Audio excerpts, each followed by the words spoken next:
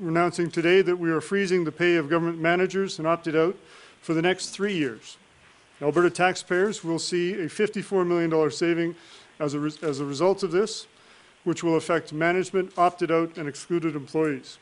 2 months ago, we uncovered that the PCs had quietly lifted the 3-year pay freeze for senior government managers and political appointees.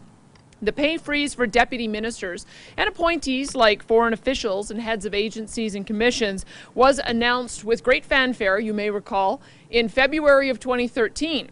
At the time, then Finance Minister Doug Horner proclaimed that the pay freeze was leading by example and promised taxpayers $54 million in savings. However, the 3-year pay freeze only lasted for 17 months. In July, the PC cabinet, almost all of whom are now insiders to Premier Jim Prentice, lifted the freeze and granted a 7% pay hike to all senior government officials.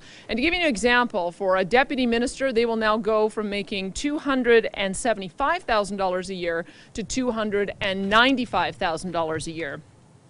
It was a slap in the face to Albertans in the middle of summer when the government thought that no one was paying attention. They found a way to break their promise to taxpayers and to award their friends and insiders with more money. The fact that Albertans continue to see the same bad behavior over and over and over again, the promising of one thing during an election campaign and then doing something completely different after the election is over, it's become so transparent. It's just a broken record of the same recording over and over again. That's why we think that Albertans are poised to send this government a message that they won't put up with the last several years of misbehavior, mismanagement, and the same old culture of entitlement that keeps on playing out again and again. We think that Premier Prentice promised this during the campaign when he was running for PC leader. Now that he's Premier, he can do something about it, and he should.